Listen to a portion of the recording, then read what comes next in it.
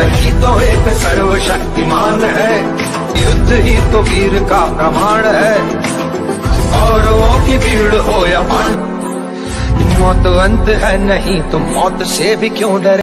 तो झुंझुनू से संबंधित इस समय जो भी प्रमुख मुद्दे चल रहे हैं उस पर बात करने के लिए मैडम, झुंझुनू की कानून व्यवस्था को लेकर के भी बहुत बड़े बड़े प्रश्नवाचक चिन्ह हैं। हमारे यहाँ का ये हाल हो रहा है कि सरपंचों को सड़कों पर दिन दहाड़े जिस तरीके से मारा जा रहा है, और कहीं पे कोई भी ऐसी चीज़ होती है तो इमीडिएट रूप से कार्रवाई भी की जाती है, एक्शन। वैसे इस समय जो कलेक्टर साहब और एसपी साहब आए हैं उनकी काफ़ी तारीफें भी चल रही हैं। खबरें आती हैं कि जैसे उनकी परेड कराई जा रही है अपराधियों की। आप अखबार की गाड़ी को किसी व्यक्ति ने मारा जोर जोर से और बहुत ही फिल्मी स्टाइल से। एक लाइन की बात यह है कि क्या मतलब राजस्थान में भी योगी आदित्यनाथ का मॉडल लागू किया जा रहा है? कर देना चाहिए, कर देना चाहिए। थी मैडम कि गुढ़ागोरजी जो क्षेत्र है कि यहाँ पर पंचायत समिति बनाया जाए कि जैसे गुढ़ागोरजी थी या नगर पालिका थी। देखिए सीढ़ी तर सीढ़ी चला जाता है, तो एक बार पंचायत समिति बना लेते हैं, उसके बाद में इसके ऊपर भी काम करेंगे। मतलब मुख्य उद्देश्य पुलिस प्रशासन और जनता के बीच की दूरी को कम करना, में विश्वास पैदा करना और उनकी समस्याएं को सुनकर और डायरेक्ट उसको सॉल्व करना। यदि आपने अभी तक हमारे चैनल को सब्सक्राइब नहीं किया है तो इसे सब्सक्राइब, लाइक और शेयर करें तथा वीडियो में जो चर्चा चल रही है उस पर अपने विचार कमेंट बॉक्स में कमेंट करें।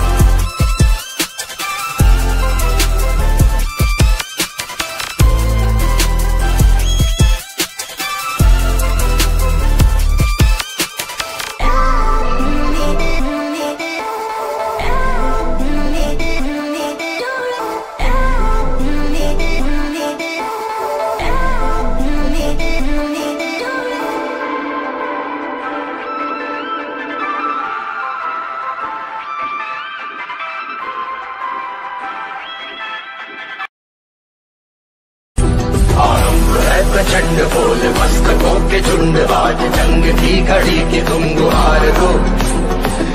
वान शान या के जान का हो दान, आज एक धनुष के बाण पे उतार दो। मन करे सो प्राण दे, जो मन करे सो प्राण ले, वही तो एक सर्वशक्तिमान है। विश्व की पुकार है ये भागवत का सार है कि युद्ध ही तो वीर का प्रमाण है। कौरवों की भीड़ हो या पांडवों का नीड़ हो, जो लड़ सका है वो ही तो महान है।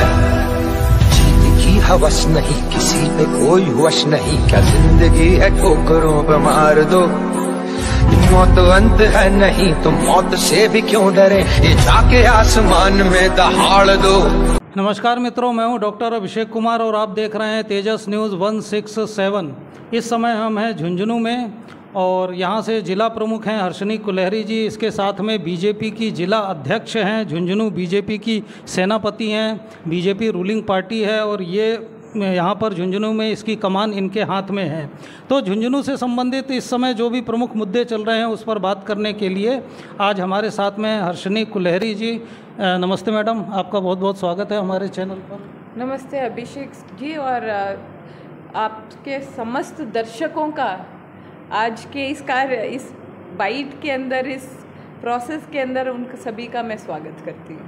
मैडम, झुंझुनू की कानून व्यवस्था को लेकर के भी बहुत बड़े बड़े प्रश्नवाचक चिन्ह हैं। हमारे राजन घोड़ा साहब भी बहुत परेशान रहते हैं, दुखी रहते हैं, बार बार उनको आना पड़ता है, धरने करने पड़ते हैं। अब यहाँ का ये हाल हो रहा है कि सरपंचों को सड़कों पर दिन दहाड़े जिस तरीके से मारा जा रहा है, ऑन कैमरा, दिन दहाड़े, सरेआम, तो ये मतलब ये तो एक उदाहरण है, चलिए हाईलाइट हो गया, लेकिन ऐसी स्थिति जिले भर में बनी हुई। देखिए, इसके अंदर मैं आपको बताऊं, कानून व्यवस्था की जब हम बात करें, न्यायालय की जब हम बात करें, तो निश्चित रूप से प्रशासन जो है लगातार निरंतर रूप से काम कर रहा है और कहीं पे कोई भी ऐसी चीज़ होती है तो इमीडिएट रूप से कार्रवाई भी की जाती है, एक्शन किया जाता है। लेकिन कई बार प्रोसेस और प्रोसीजर लंबा चला जाता है, कई बार इंक्वायरी के कारणों से वो लंबित हो जाता है, कई बार वो लोग मिलते नहीं हैं, उनके पीछे लगातार निरंतर रूप से टीम जारी रहती है सर्च ऑपरेशन के तहत। इस प्रकार से वो लंबित होते हैं, लेकिन इसका ये मतलब आपकी नहीं क्या कि वो ठंडे बस्ते में है। वैसे इस समय जो कलेक्टर साहब और एसपी साहब आए हैं उनकी काफ़ी तारीफें भी चल रही हैं, फीडबैक भी काफ़ी अच्छा है। आप लोगों के पास कोई फीडबैक? हमारे जो कलेक्टर साहब हैं, हमारे जो एसपी साहब हैं, जो हमारा प्रशासन है, बहुत शानदार काम कर रहे हैं। कल भी हमारी साधारण सभा की बैठक हुई, उसमें कलेक्टर साहब ने मतलब 5 घंटे वो बैठक चली हमारी, और लगातार निरंतर रूप से उनका डेडिकेशन होने के कारण वो 5 घंटे वहाँ पे यथावत रूप से थे उस मीटिंग के अंदर। अच्छा मैडम, इस तरह की भी खबरें आती हैं कि जैसे उनकी परेड कराई जा रही है अपराधियों की, आप अखबार में देखें तो आज किसी जगह पर उनको बाज़ारों में घुमाया जा रहा है और ये किया जा रहा है। वो जो सरपंच साहब की गाड़ी वाला था उसके बाद भी ये हुआ था कि उनको अरेस्ट किया गया था और उसके बाद में उनको बाज़ारों में घुमाया गया। हमारे गुढ़ागोर जी में भी ये हुआ है कि अभी पिछले दिनों 2 ऐसी परेड हुई जब अपराधियों को पूरे शहर में घुमाया गया, कान पकड़ के उन्होंने माफ़ी वगैरह मांगी थी। तो इस पर देखिए, अपराध कुछ लोग मानवाधिकार वाला एंगल निकालते हैं।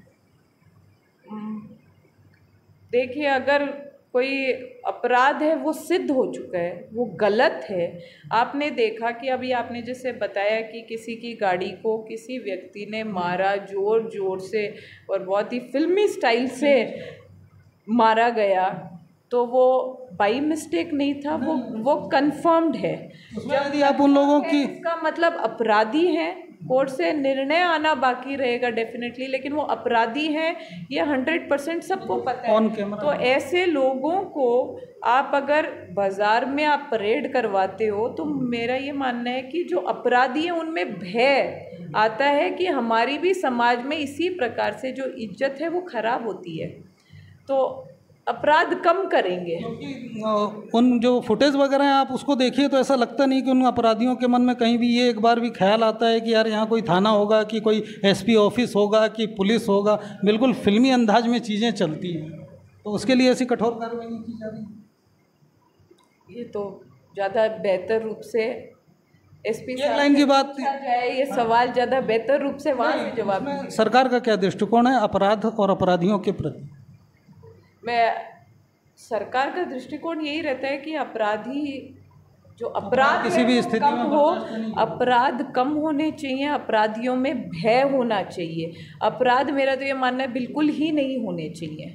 इसमें एक लाइन की बात यह है कि क्या मतलब राजस्थान में भी योगी आदित्यनाथ का मॉडल लागू किया जा रहा है? कर देना चाहिए। कर देना चाहिए। योगी आदित्यनाथ का जो मॉडल है वो पूरे देश में लोकप्रिय हो रहा है, क्या जनता में मांग उठ रही है क्या उसकी?